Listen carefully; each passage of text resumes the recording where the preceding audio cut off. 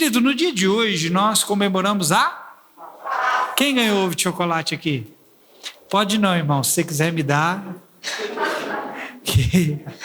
A Páscoa não é ovo de chocolate. Hoje nós celebramos, a ressurreição de Jesus Cristo.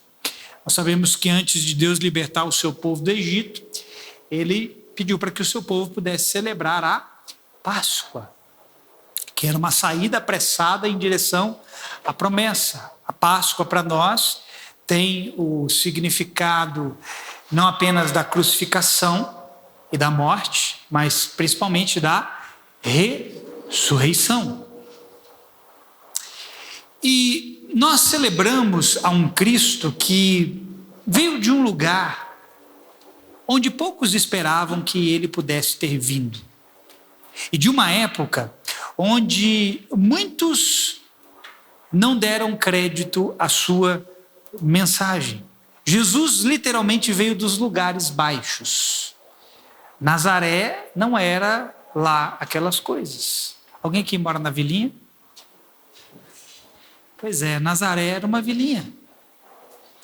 Era um lugar de pessoas sem muita... E perdoe-me, eu vou usar essa expressão apenas para você entender. E eu não estou dizendo que as pessoas que moram lá não têm nenhum valor, não é isso.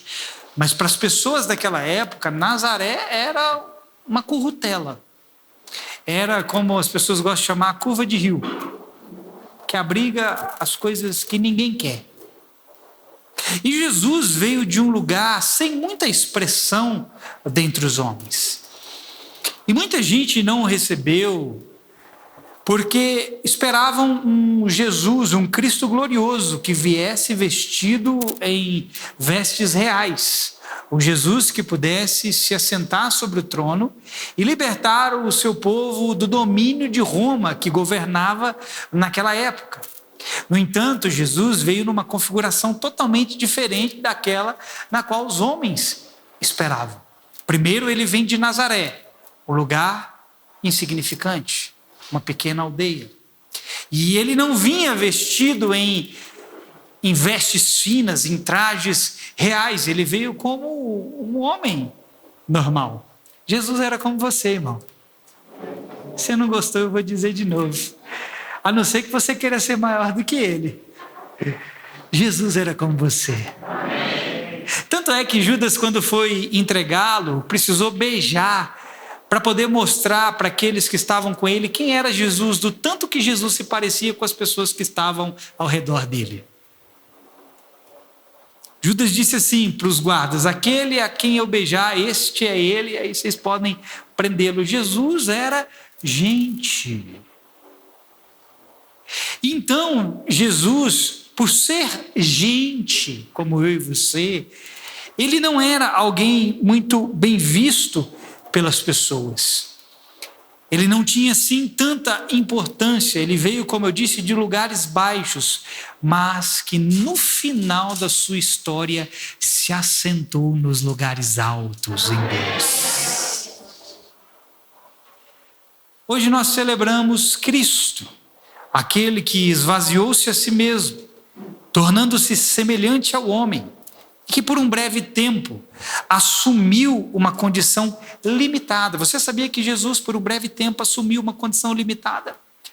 A Bíblia diz que ele esvaziou-se a si mesmo, o texto que nós lemos, para que ele pudesse tomar essa forma corpórea, essa forma de homem, essa forma carnal. E essa forma de Jesus era uma forma limitada. A essência de Jesus continuava sendo a mesma, divina, Filho de Deus, mas a essência física tinha ali a mistura humana, porque Jesus tinha que ser semelhante a mim e a você. E por um tempo Jesus esteve preso numa condição limitada, mas hoje, querido, ele está assentado acima de tudo e de todos, e ele governa para todo e todo sempre. Amém. E nós celebramos esse Cristo hoje. E esse Jesus teve que se reduzir tanto, irmão. Ele teve que se diminuir tanto. Mas ele não deixou de cumprir o seu propósito. Por que eu estou dizendo isso? Hoje nós estamos tendo que nos reduzir Mas nós não podemos deixar de cumprir o nosso propósito. Veja, ele era o Filho de Deus, o governador de todas as coisas. Tudo que existe, existe por meio dele. Nada do que foi feito sem ele. A palavra que deu luz e existência a todas as coisas foram a palavra de sua boca. O pastor Heber, ele gosta de dizer assim, que a obra mais difícil quem fez foi ele, e ele nos deu a parte mais fácil. A parte mais difícil foi Deus se esvaziar de si mesmo e se fazer homem, para que nós pudéssemos ficar com a parte mais fácil, que era apenas fazer o quê? Segui-lo. Ele disse: siga-me, venha após mim. E mesmo Jesus tendo se reduzido tanto, se limitado tanto, ele não deixou de cumprir o seu propósito. Por quê? E aqui está o centro dessa palavra. Porque no final da história, querido, ninguém será medido de onde veio, mas para onde vai. Você não é medido de onde você veio, e nem aonde você está agora, mas para onde você vai. Onde você vai terminar no final das contas? Qual é o seu destino final? Qual é o seu endereço? Por isso que eu disse, Jesus se reduziu, ele se diminuiu, ele se compactou no tamanho de um homem, mas não deixou de cumprir o seu propósito. Ele veio assumir a nossa forma para nos mostrar que na condição de homem era possível caminhar com Deus e alcançar a vontade de Deus. Talvez você ache que é difícil demais continuar, é difícil demais chegar aonde Deus quer que você chegue, mas Jesus é um exemplo de que nós podemos alcançar as promessas de Deus, o propósito de Deus. Tem gente que olha para si mesmo e fala: Deus não quer nada comigo. Por que Deus não quer nada com você?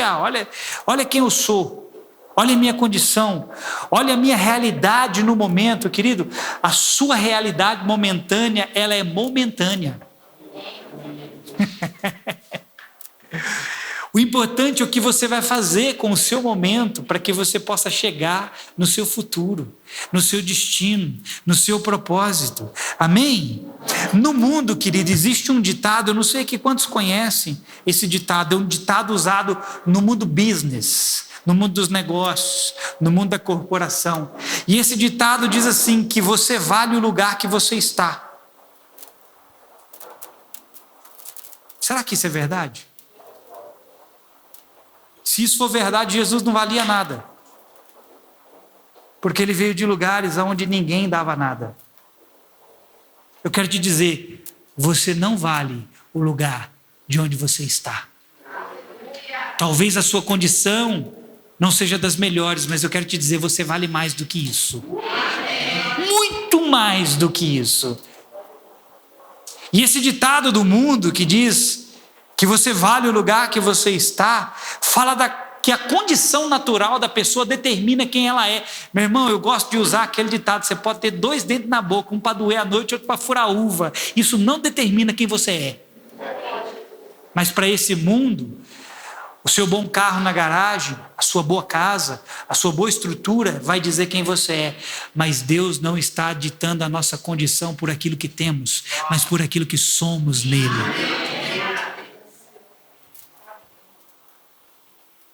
Jesus veio de uma pequena aldeia para ganhar o mundo inteiro, irmão.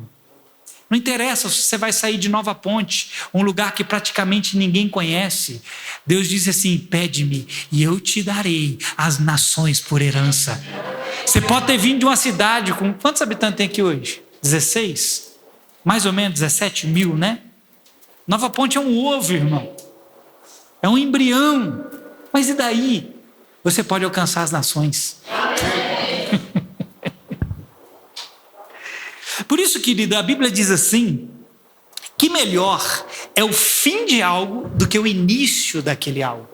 Por isso que eu disse que a sua condição de momento não deve ditar aonde você vai chegar. Vai se levantar e você vai chegar aonde precisa. Talvez quem olha para você agora pode não dar nada, mas isso não é o mais importante. E sim onde você irá parar no final da sua história. Lembra de José? Não é esse aqui não. Lembra de José, no Egito?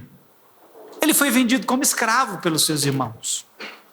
Se nós dissermos que o homem vale o lugar onde ele está, então José era mais um que não valia nada, porque foi vendido pelos irmãos. E você acha que a dificuldade de José parou ali? Em ser vendido como escravo? Quem conhece a história de José aqui? Ou você só conhece porque ouviu o pastor falar? Você já leu a história de José? Mas o que aconteceu com ele? Ele se tornou chefe na casa de Potifar. Ele se tornou mordomo na casa de Potifar. Potifar tinha vários servos, no qual José governava sobre todos eles. E a Bíblia diz que tudo que José colocava a mão prosperava. E no período que ele esteve ali servindo a Potifar, como escravo, tudo que ele tinha prosperava. Potifar confiou tudo às mãos de José. Mas veja, primeiro ele foi vendido como escravo. O importante não era o estado momentâneo de José, mas aonde ele ia acabar chegando no final das contas. E aquele foi apenas o primeiro degrau para ele. Porque depois que ele estava ali governando a casa de Potifar, ele caiu numa outra enrascada. Porque Potífera, a esposa de Potifar, deu em cima dele. E José não queria nada com ela. Ele tentou fugir, porque ele não queria pecar contra Deus. Ela faz o quê? Ela arruma um barraco. José tentou abusar de mim, me molestar. Aí fizeram o quê? Mandaram ele para onde? A prisão. Veja que José teve os seus momentos de dificuldade, mas nenhum desses momentos determinaram onde José ia chegar. Aquilo fazia parte de um processo na vida dele, como muitas coisas na nossa vida fazem parte de um processo para nos levar para um lugar mais alto. Talvez hoje você está em lugares baixos, como José esteve, vendido como escravo. Primeiro ele foi jogado numa cova. Você caiu na cova, irmão? Os irmãos dele jogaram numa cisterna. Talvez você caiu, você está em lugares baixos, mas alguém vai te puxar de lá. Mas vai me puxar, que bom, pastor. Mas vai te puxar para te mandar, para te vender como escravo. Aí não, pastor, você é escravo de novo? Meu querido, mas dali você vai começar a governar. Então, mais uma vez ele volta para a cadeia. Só que da cadeia, querido, ele vai parar no trono. Veja que em 2 momentos difíceis da vida de José, aqueles momentos não determinaram quem ele era. Mas aonde ele foi parar, era o destino que Deus tinha para ele. Talvez você está desanimado, querido, e acha que não tem nada para a sua vida. Eu quero te dizer, você vai chegar longe. Você pode voar, amém? Claro que se nós olharmos para histórias como a de José, ou mesmo Jesus, nós vamos ver que eles chegaram onde chegaram, porque eles deram respostas exatas aos seus momentos no qual eles viviam. Por que você acha que José chegou onde chegou e Jesus cumpriu o seu propósito e tantos outros que passaram dificuldades semelhantes conseguiram alcançar o seu propósito? Eles tiveram que dar respostas corretas aos seus momentos. Eu não estou falando aqui que se você viver de qualquer jeito, relaxadamente, no pecado, no erro, você vai alcançar o destino de Deus para a sua vida. Não é isso que eu estou dizendo. Porque às vezes tem pessoas que gostam de viver no erro e ouve uma palavra como essa e fala, já que o pastor disse que eu vou chegar lá de qualquer jeito, então eu vou viver de qualquer jeito. Não. Eles chegaram aonde chegaram porque souberam dar as respostas certas nos momentos em que eles estavam vivendo. Quem está entendendo, diga amém. Eu quero te dar uma palavra, querido. Não se determine totalmente por onde você está agora, mas por onde você pode parar no seu futuro. Não se determine totalmente. Talvez você não está onde gostaria. Você acha que eu gostaria de estar aqui? Não, irmão, eu gostaria de estar num lugar muito maior do que esse aqui. Mas esse aqui não é o nosso futuro, irmão. O nosso futuro é maior do que isso.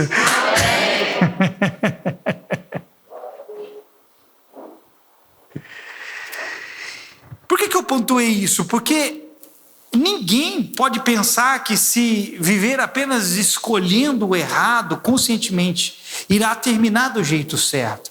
José e tantos outros foram intencionais em suas escolhas. Embora alguns não estivessem em um bom momento, como José, eles não permitiram com que o seu momento roubassem seus princípios que o levariam a um futuro diferente. Deixa eu te dizer uma coisa. Está difícil para você? Está faltando coisas para você? Não está do jeito que gostaria? Não deixe o seu momento roubar os seus princípios, porque os seus princípios serão aquilo que te levarão para o seu futuro. Esse foi o segredo de José. Se José tivesse se deitado com a esposa de Potifar, ele teria caído. Ele disse assim: Deus me livre de pecar contra o Senhor, tomando a mulher de outro homem, deitando-se com a mulher de outro homem. Veja que José era um cara de princípios, guardava valores internos. E isso foi determinante para que ele pudesse alcançar o lugar de Deus que Deus tinha para a sua vida. Nos seus piores momentos, José fez a semeadura certa, sem saber que lá na frente colheria as suas sementes. Irmão, talvez o seu momento seja um momento incerto, mas eu quero te dar uma outra palavra. Não importa se é um momento incerto, faça a semeadura certa e você vai colher ela lá na frente. Amém. Talvez José, inconscientemente, falou assim: não, eu não vou pecar contra Deus. Mas mal sabia ele que Deus estava preparando algo maior para ele. Por isso alguns dizem que o melhor momento para semear são nos momentos de maior dificuldade. Porque a Bíblia diz assim: aquele que semeia com lágrimas, com júbilo voltarão o quê? Ceifando. Se o seu momento é difícil, irmão, é nesse momento que você tem mais semear. Eu não estou falando de semear aqui. Eu não estou falando de plantar necessariamente aqui. Semear na sua vida, na sua intimidade com Deus, no seu relacionamento com Ele, na vida das pessoas. Semear o bem, semear o amor, semear a paz. Semear tantas coisas. Você vai falar: pastor, mas eu estou num turbilhão. A minha vida está de cabeça para baixo, está tudo difícil. É agora que você tem que semear, querido. É agora que você tem que plantar. Planta com lágrimas, porque você vai colher com júbilo.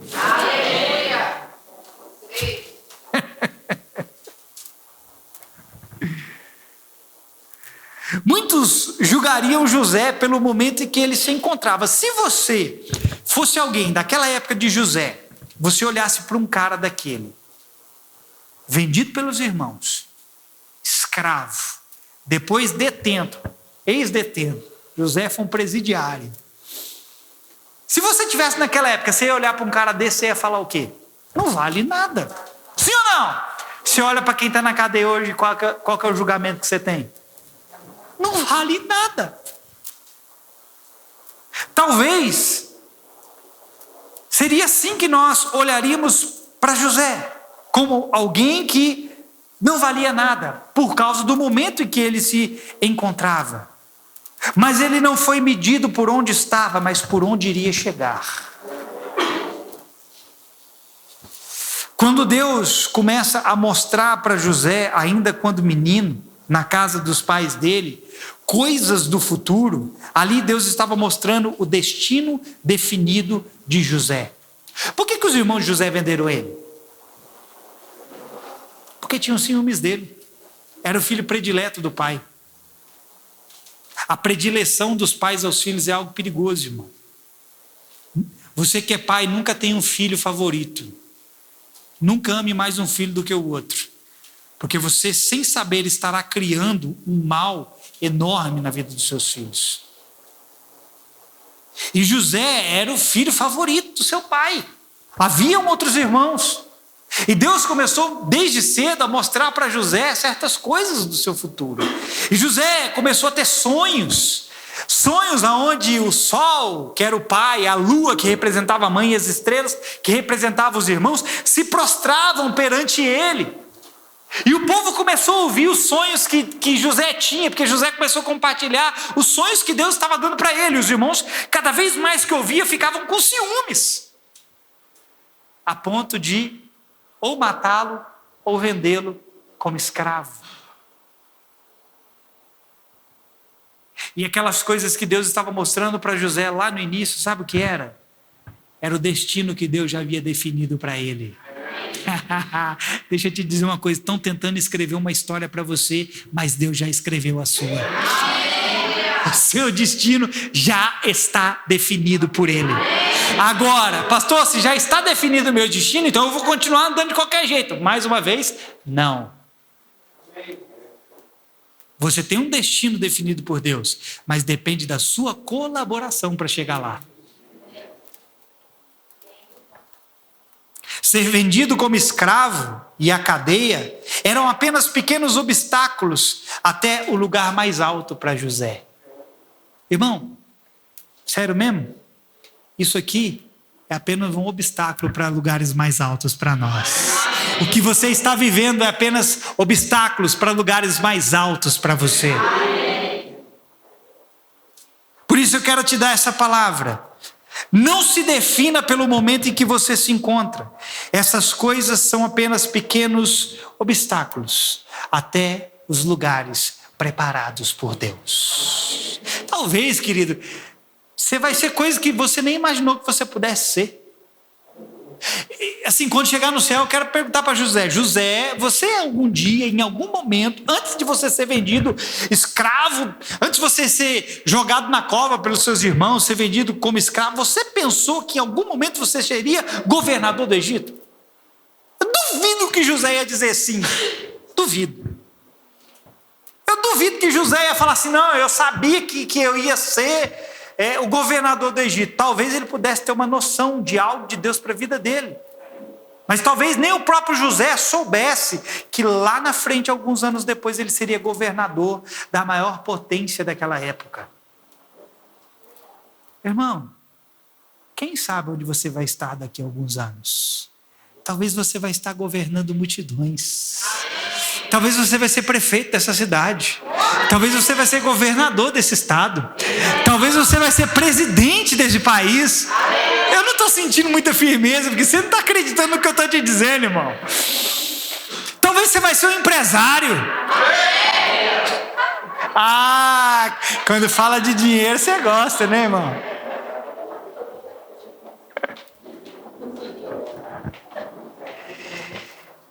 Agora veja o que eu vou te dizer.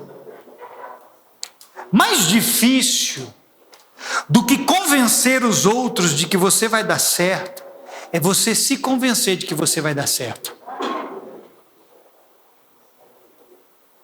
Às vezes nós tentamos mostrar para as pessoas que nós vamos para frente, mas você primeiro precisa começar a acreditar que você vai para frente. Meu irmão, se preocupe e se esforce para acreditar: eu vou dar certo. Vamos repetir isso? Eu vou dar certo. Mais uma vez, eu vou dar certo.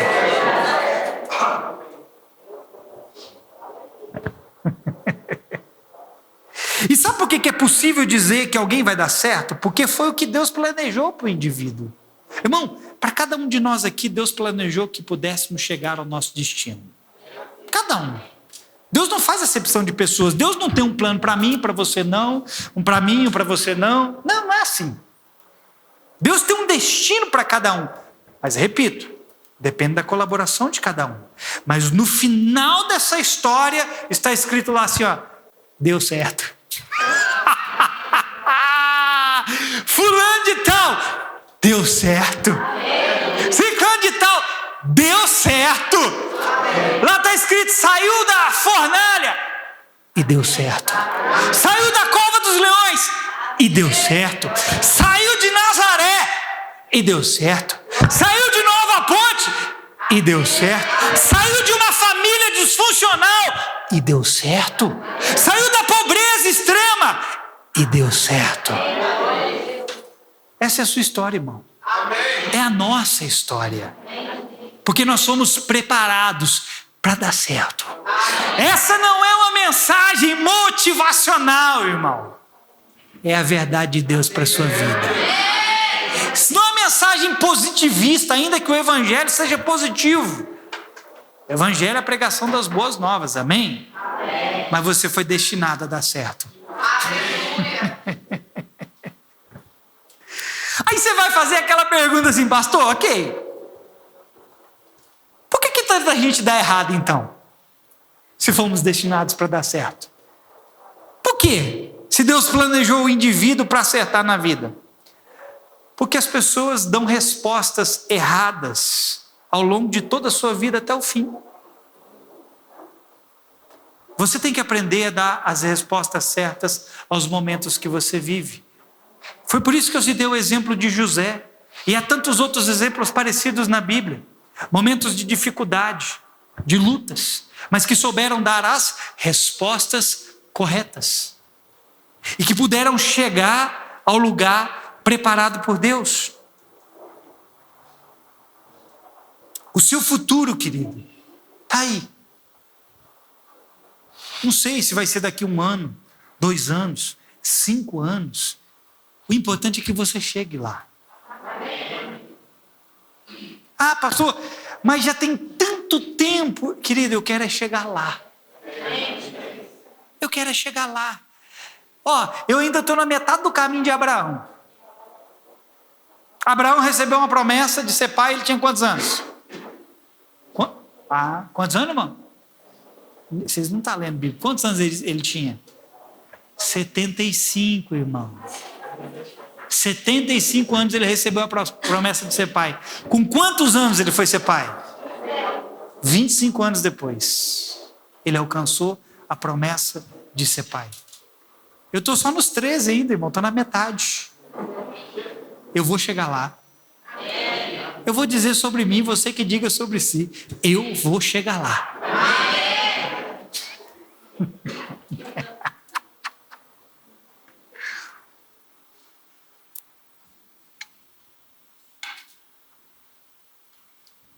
Você não precisa ser um fracasso e nem se determinar pelo momento em que você se encontra.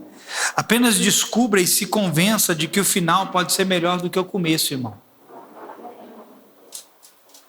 Sabe?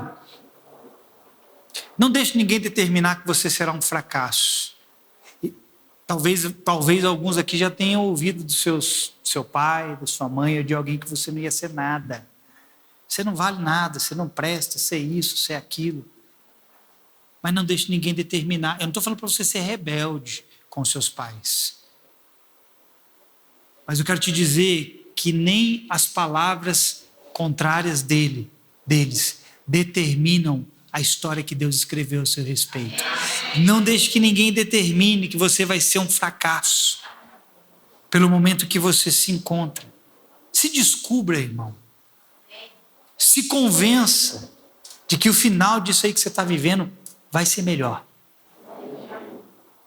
Veja, Paulo disse isso aqui no final da sua vida.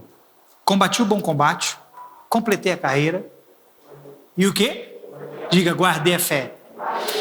Guardar a fé não significa que ele parou de crer.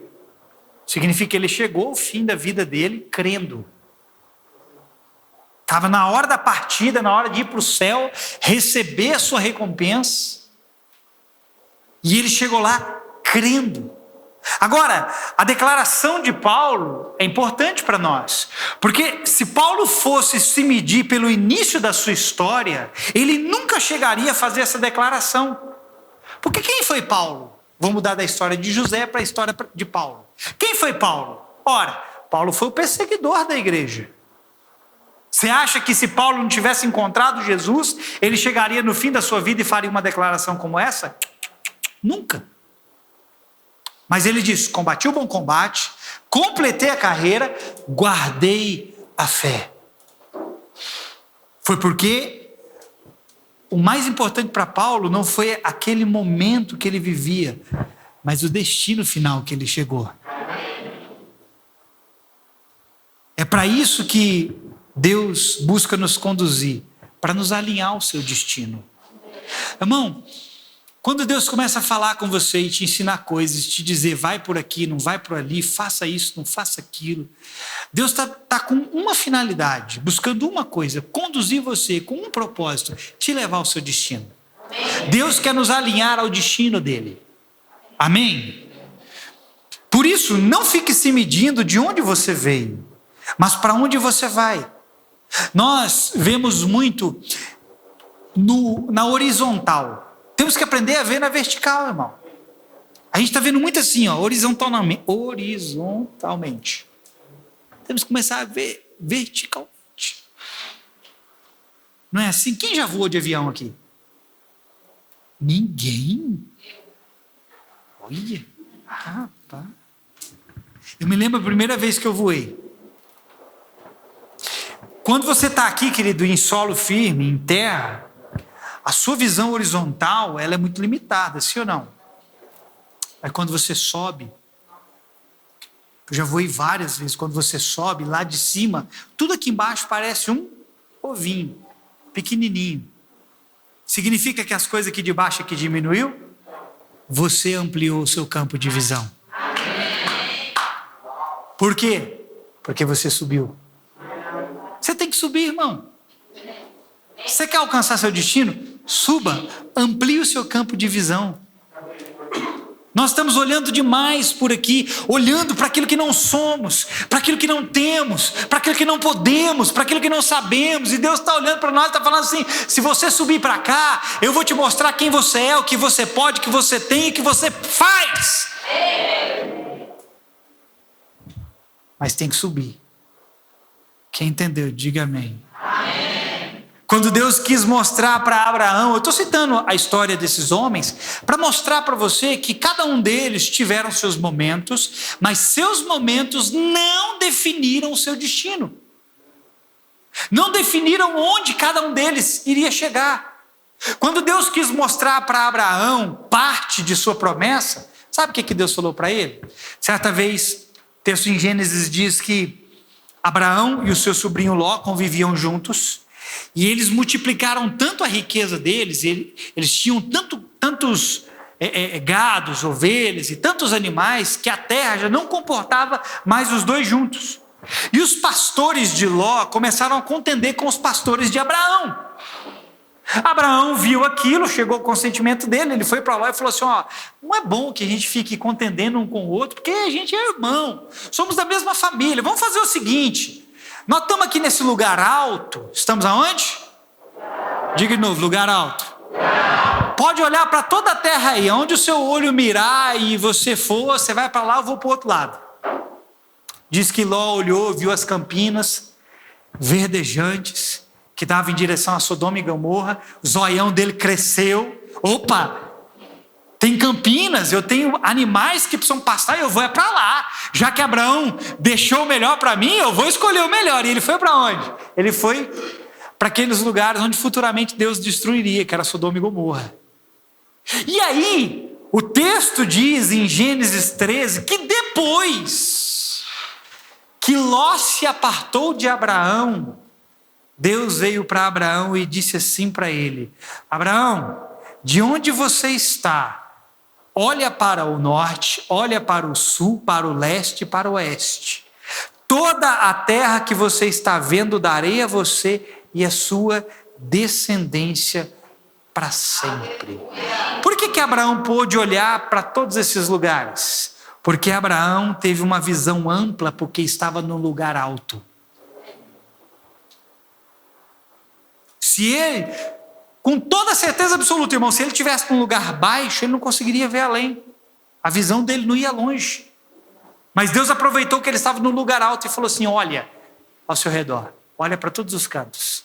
Aonde a sua vista chegar, é onde eu estou dando para você.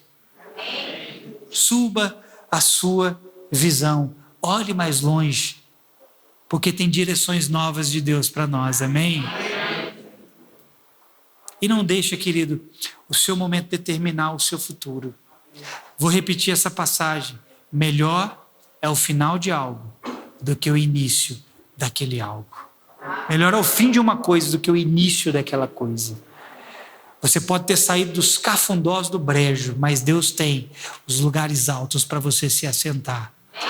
A Bíblia diz que Ele ergue do pó o necessitado, ergue do monturo o necessitado, e os faz assentar nos lugares altos, com os príncipes.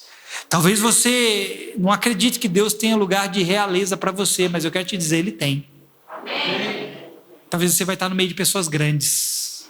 Pastor, mas eu não tenho estudo, eu não tenho formação, eu não sou acadêmico, eu não tenho diploma, eu tenho só o 1º grau.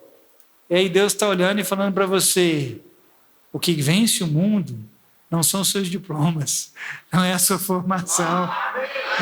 O que vence o mundo é você andar na minha palavra, é a fé. O que vence o mundo é a sabedoria que vem de Deus.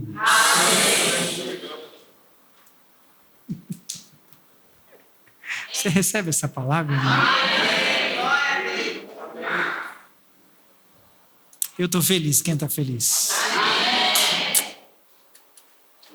Se eu pudesse, irmão, o terreno do lado aqui é do dono ali, sabe? Se eu pudesse, já derrubava aqui, né? Ia começar a ampliar para cá. Porque, irmão, essa cidade vai ficar pequena para nós. Escute, não é demagogia. Porque eu já venho falando isso desde o início. Desde quando nós começamos os trabalhos aqui, há 13 anos atrás. Deus tem algo grande para nós. Aí as pessoas olham assim, mas já foi tantas coisas, tanto não sei o quê, não sei o quê. Querido, ficar preso a essas coisas é ficar preso e limitado em coisas pequenas. Porque o que não deu certo aqui, para Deus ele olha, ele fala assim, não deu certo, mas continua andando, porque ali na frente vai dar certo. Está pequenininho aqui, não tem problema, lá na frente esse negócio vai crescer, vai se desenvolver, vai tomar uma forma tão grande que não vai caber. Por isso a Bíblia diz assim, eu vou terminar, que a fé, não precisamos ter uma grande fé, mas como uma fé, como um pequeno grão de mostarda. E quando esse pequeno grão de mostarda cresce, ele se torna uma árvore tão grande, a ponto das aves dos céus fazerem os seus ninhos sobre ela e os animais da terra repousarem debaixo de sua sombra. Será que essa é a história da sua vida e da minha? Amém. Você é pequenininho? Deixa Deus fazer você crescer e outros vão se abrigar debaixo da sua sombra. Amém. Vão se alimentar daquilo que Deus gerar na sua vida. Amém? Amém? Glória a Deus. Fica aí de pé no seu lugar.